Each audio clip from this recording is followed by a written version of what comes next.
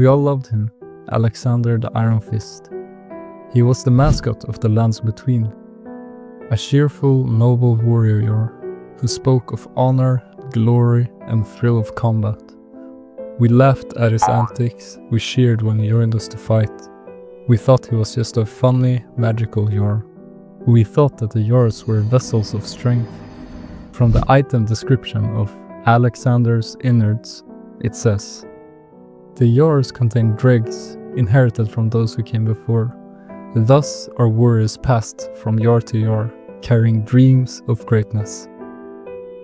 It sounded poetic, a warrior's funeral, a collective immortality. But we were naive.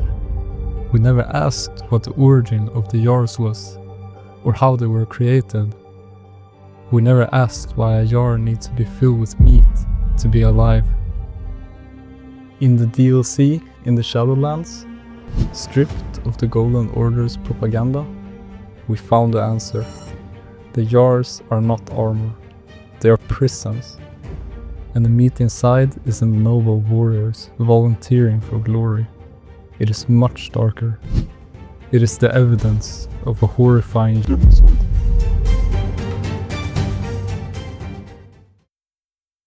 To understand the horror, we must walk the streets of Bonny Village. At first glance, it looks like any other ruined settlement. But look closer at the environment. The hanging pots, the tables covered in dried blood, the sheer number of broken pot shards. Bonny Village is not a fitting name for this place. This wasn't a village, it was a slaughterhouse.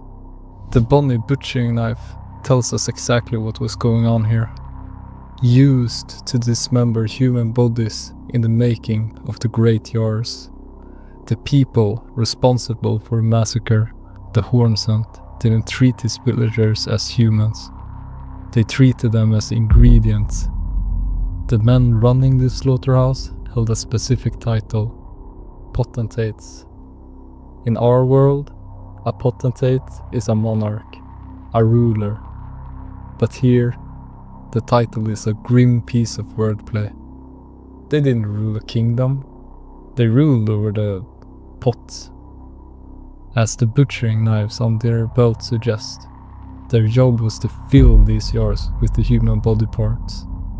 Now the question is, what kind of sick reason could they have for doing all of this? Well, the Great Jarl helm gives us the answer. They were trying to create a saint. The logic they used was very simple.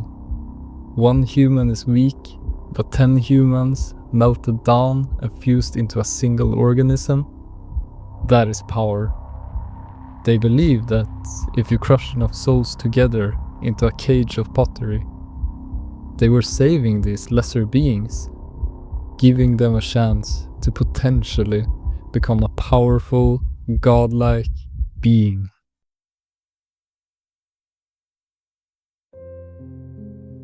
But there was a biological problem. Human flesh reacts grafting. You cannot just sew two people together and expect them to live, unless you use something as a glue.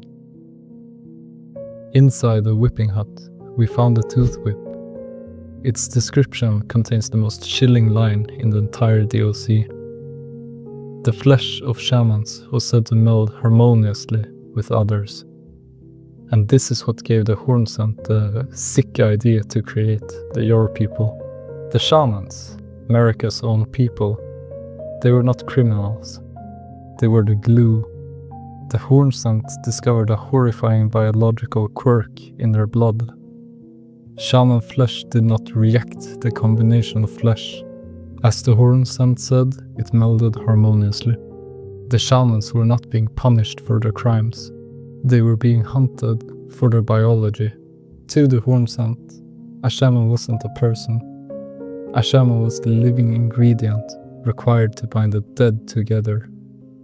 But the worst thing is they used this whip, covered in rotting teeth, to flay the shaman's skin until they had injuries everywhere. And then, like a hot pot, they threw them into the yards alive, along with the chopped up remains of criminals and convicts. The shamans were forced to fuse together in the dark, healing around the other corpses, until they became one single agonizing organism. For years we believed Queen Marika was a tyrant, a cold, ambitious god who conquered the lands between just for power. But the Shadowlands reveal a truth that changes everything. Marika wasn't born a monster, she was made one. Travel to the shaman village hidden above the hinterlands. It is empty. There are no bodies here, no ruins, just flowers, because everyone was taken. We find a single spell here, Minor Erdtree. The text reads, Marika bade the village of her home in gold, knowing full well that there was no one to heal. There was no one left. They had all been put inside the jars. We hear the ghosts of this era begging, screaming, please, not the jar, anything but that. Marika heard these screams.